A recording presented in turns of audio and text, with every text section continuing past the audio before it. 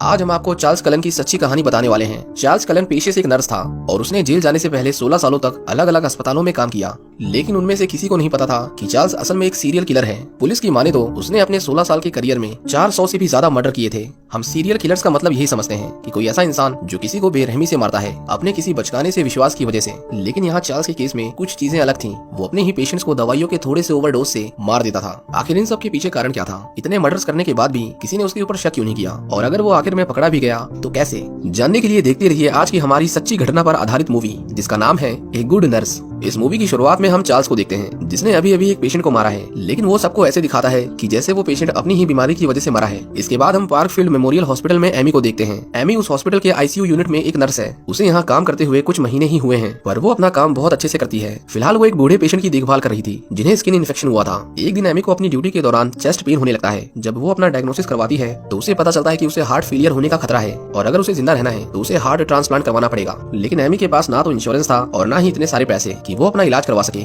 Amy बहुत परेशान थी क्योंकि उसके दो छोटे छोटे बच्चे थे जिनका उसके अलावा और कोई नहीं। एमी अपनी इस बीमारी के बारे में किसी को नहीं बताती और चुपचाप अपना काम करती रहती है। एक दिन उसे पता चलता है कि अब उसे एक नए नर्स के साथ नाइट शिफ्ट में काम करना पड़ेगा और यहाँ पहली बार उसकी मुलाकात चार्ल्स से होती है जिसने अभी अभी हॉस्पिटल ज्वाइन किया था। एमी को पता नहीं था कि चार्ल्स के इस भोले भाले चेहरे के पीछे एक हत्यारा है। एमी उसे हॉस्पिटल के कंप्यूटर्स और दवाइयों का एक्सेस देती है। एमी को बीच बीच में उसकी बीमारी की वजह से चेस्ट पेन होता रहता था। एक दिन चार्ल्स उसे देख लेता है। क्योंकि एमी चार्ल्स को अच्छा दोस्त मानती थी इसलिए वो उसे अपनी बीमारी के बारे में बता देती है, पर इस शर्त पर कि वो और किसी को इसके बारे में नहीं बताएगा। चार्ल्स उसे दिलासा देता है कि वो उसके साथ ही रहेगा। एमी को बस उस हॉस्पिटल में 4 महीने काम करना था, फिर उसे इंश्योरेंस मिल जाता और वो अपना इलाज करवा सकती थी। अगले दिन जब एमी हॉस्पिटल आती है तो उसे पता चलता है कि उसके पेशेंट की मौत हो चुकी है, वही जिन्हें स्किन इन्फेक्शन था। एमी को ये जानकर बहुत हैरानी हुई क्योंकि वो बेशक बीमार थी पर इतनी भी नहीं कि उसकी मौत हो जाए। हर हॉस्पिटल में रिस्क मैनेजमेंट के लिए एक डिपार्टमेंट होता है जिसका काम होता है हॉस्पिटल को बदनामी से बचाना, और उस पेशेंट की अचानक से हुई मौत उनके लिए एक चिंता का विषय था। इसलिए वो इसकी इंटरनली इन्वेस्टिगेशन कर रहे थे। पर आखिर में हॉस्पिटल को पुलिस की तरफ से भी कंफर्मेशन चाहिए था ताकि वो ये प्रूव कर सके कि इसमें हॉस्पिटल की कोई गलती नहीं थी। इसके बाद हम 2 पुलिस वालों को देखते हैं जिनका नाम था टिम ब्राउन और डैनी बैल्डविन, जो इस केस में तहकीकात कर रहे थे। लेकिन उनके लिए कुछ भी प्रूव कर पाना बहुत मुश्किल था क्योंकि उन्हें इसके बारे में 7 हफ्तों के बाद बताया गया था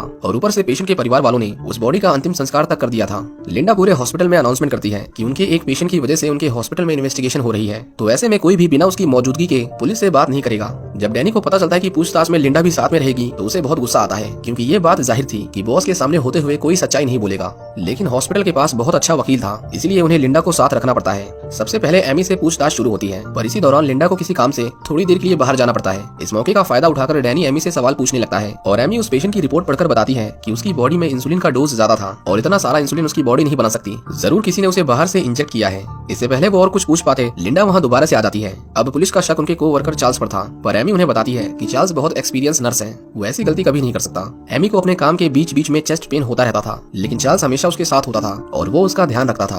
एक दिन वो देखती है कि चार्ल्स कुछ दवाइयाँ निकाल रहा था, पर उस वेंडिंग मशीन में कुछ खराबी थी जिसकी वजह से बिना एंट्री किए भी उसमें से दवाइयाँ निकाली जा सकती थी। एमी इस बात पर इतना ध्यान नहीं देती। चार्ल्स एमी से कहता है कि उसे अपनी बेटी को उसकी इस बीमारी के बारे में बताना होगा ताकि वो किसी इमरजेंसी सिचुएशन में तुम्हारी मदद कर सके। मतलब एमी को चार्ल्स के ऊपर पूरा भरोसा था, वो उसे एक अच्छा आदमी मानती थी। डैनी ने लिंडा से उस हॉस्पिटल के मेडिकल रूम से निकाले जाने वाली सभी दवाइयों की रिपोर्ट मांगी थी, पर लिंडा ने जो उसे एंट्रीज दी थी उसमें शुरुआत के 6 पन्ने गायब थे। डैनी को उसके ऊपर शक होता है कि वो कुछ तो छुपा रही है और इसीलिए वो उसके ऊपर जोर से चिल्लाता है, पर वो कुछ कर नहीं सकता था। इसी तरह एक और हफ्ता बीत जाता है। उनके हॉस्पिटल में कैली एंडरसन नाम की एक और पेशेंट एडमिट हुई थी जिसकी बॉडी में कुछ माइनर फ्रैक्चर थे। दूसरी ओर हम देखते हैं कि डैनी के उस दिन के व्यवहार की वजह से उन लोगों ने उसे लीगली हॉस्पिटल में घुसने से बैन कर दिया था। अब ना तो वो अंदर जा सकते थे और ना ही हॉस्पिटल का कोई स्टाफ उनसे बात कर सकता था। एक दिन एमी कैली को दवाइयां देने आती है, पर वो नोटिस करती है कि कैली की यादाश्त कमजोर होने लगी थी, वो अपने शरीर को हिला नहीं पा रही थी। जब एमी उसकी रिपोर्ट देखती है तो उसे पता चलता है कि उसकी बॉडी में इंसुलिन बहुत ज्यादा मात्रा में है और कैली देखते ही देखते उसके सामने तड़प तड़प कर मर जाती है। ये मर्डर भी चार्ल्स ने किया था और वो चुपचाप कोने में खड़ा होकर सब कुछ देख रहा था। कैली का एक छोटा सा बेटा भी था और उसका पति उसकी लाश के सामने बहुत जोर से रो रहा था, पर चार्ल्स की आंखों में जरा सा भी दुख नहीं था। अगले दिन वो दोनों पुलिस ऑफिसर्स एमी के घर आते हैं क्योंकि उन्हें इन सब मर्डर्स के पीछे चार्ल्स के ऊपर शक था। एमी भी उनके साथ कोऑपरेट करने को तैयार थी। वो अपनी एक पुरानी दोस्त से मिलने जाती है जिसके साथ चार्ल्स ने पहले कभी काम किया था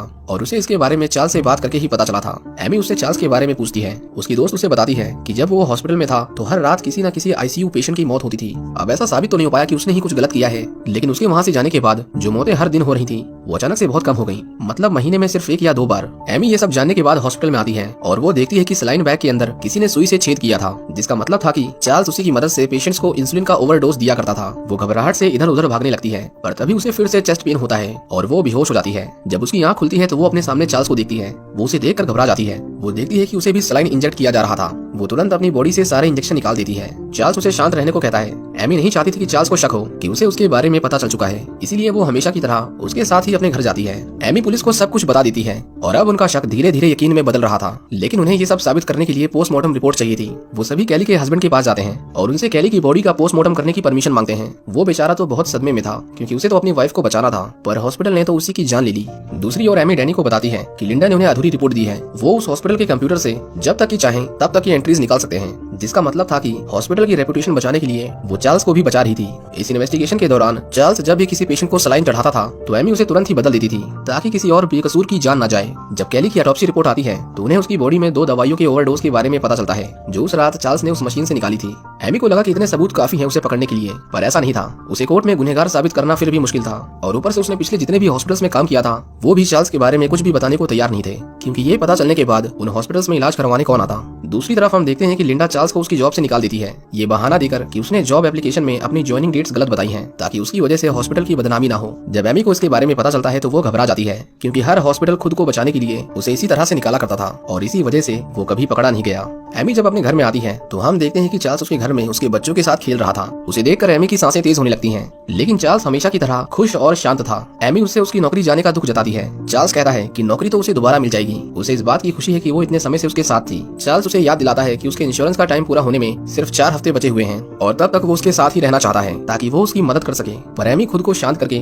उसे बहाना बनाकर वहाँ से जाने के लिए कहती है। चार्ल्स उसकी बात मानकर वहाँ से चला जाता है। अगले दिन एमी पुलिस के सामने बैठकर चार्ल्स को फोन करती है और उसे लंच पर मिलने के लिए कहती है, क्योंकि उसे किसी भी तरह उसके मुंह से सच्चाई निकलवानी थी। वो दोनों एक रेस्टोरेंट में मिलते हैं। एमी को पता चलता है कि उसे एक दूसरे हॉस्पिटल में जॉब मिल गई है। वो उससे शुरुआत में तो रोजमर्रा की बातें करती है, लेकिन फिर अचानक से वो उनसे उन मर्डर्स के बारे में पूछने लगती है। ये सब सुनकर चार्ल्स सुन पड़ जाता है और कुछ नहीं बोलता। जब एमी हिम्मत करके उससे दोबारा पूछती है तो उसे गुस्सा आ जाता है और वो बिना कुछ बोले वहाँ से चला जाता है। उसके जाने के बाद पुलिस एमी से मिलने आती है और जब उन्हें पता चलता है कि वो हॉस्पिटल जा रहा है तो वो लोग उसके शहर की पुलिस को इसके बारे में इत्तला कर देते हैं, जिसके बाद वो चार्ल्स को बीच रास्ते में ही पकड़ लेते हैं। उसे पूछताछ के लिए पुलिस स्टेशन लाया जाता है। टिम उससे उसके गुनाहों के बारे में पूछता है। उससे पूछता है कि तुमने ये सब क्यों किया, पर चार्ल्स अपना मुंह नहीं खोलता। जब डैनी उसके मर्डर करने के तरीके के बारे में पूछता है तो चार्ल्स के हाथ पैर कांपने लगते हैं और वो उनके ऊपर पागलों की तरह चिल्लाने लगता है। डैनी एमी को बताता है कि वो कुछ नहीं बोल रहा, इसीलिए हम उसे गुनहगार साबित नहीं कर सकते और हमें उसे कल सवेरे रिहा करना पड़ेगा। चार्ल्स एमी का बहुत अच्छा दोस्त था, पर फिर भी उसे उन लोगों की परवाह थी जिनके परिवार को उसकी वजह से अब ना जाने कितना कुछ सहना पड़ेगा। एमी फैसला करती है कि वो चार्ल्स से बात करके उससे सच बुलवाएगी, ये जानते हुए भी कि अगर उसने सच नहीं बताया तो पुलिस उसे आजाद कर देगी और उसके परिवार को हमेशा चार्ल्स से खतरा रहेगा। एमी उसके पास आती है और उससे माफी मांगती है, क्योंकि उसने उससे झूठ बोला था। वो उसे अपना स्वेटर ओढ़ने को देती है, क्योंकि उसे बहुत ठंड लग रही थी। वो उसे कहती है कि जब उसे इन सब मर्डर्स के बारे में पता चला तो वो भूल गई कि उसने उसकी कितनी मदद की इन आखिरी कुछ महीनों में। चार्ल्स उसे कहता है कि मैं हमेशा तुम्हारी मदद करना चाहता था। एमी उसकी बातों को गौर से सुन रही थी और वो उसे सच बोलने को कहती है। यहाँ पर चार्ल्स एक्सेप्ट कर लेता है कि उसने ही सभी को मारा है। वो उनमें से कुछ के तो नाम भी बताता है, लेकिन उसने 16 सालों में इतने लोगों को मारा था कि अब उसे उनके नाम भी याद नहीं थे। उसके इस बयान के बाद पुलिस उसे गिरफ्तार कर लेती है और उसे 29 लोगों के मर्डर के इल्जाम में उम्र कैद की सजा होती है। 29 लोग इसलिए क्योंकि उसे बस उतने ही नाम याद थे। असल में मरने वालों की संख्या 400 तक थी। चार्ल्स ने कभी नहीं बताया कि उसने ये मर्डर्स क्यों किए। पुलिस की स्टेटमेंट में बस उसने ये कहा कि वो लोगों को सिर्फ इसलिए मारता गया क्योंकि उसे किसी ने रोका ही नहीं। अगर उन 9 हॉस्पिटल्स में से किसी ने भी उसके खिलाफ पहले कंप्लेंट की होती तो शायद आज इतने बेकसूर लोग नहीं मारे जाते। चार्ल्स अभी न्यू जर्सी की जेल में हमेशा हमेशा के लिए बंद है। उसके जेल जाने के बाद एमी का हार्ट ट्रांसप्लांट सक्सेसफुल हो गया और वो अपने परिवार के साथ हंसी खुशी जी रही है। इसी के साथ ये मूवी यहीं खत्म हो जाती है।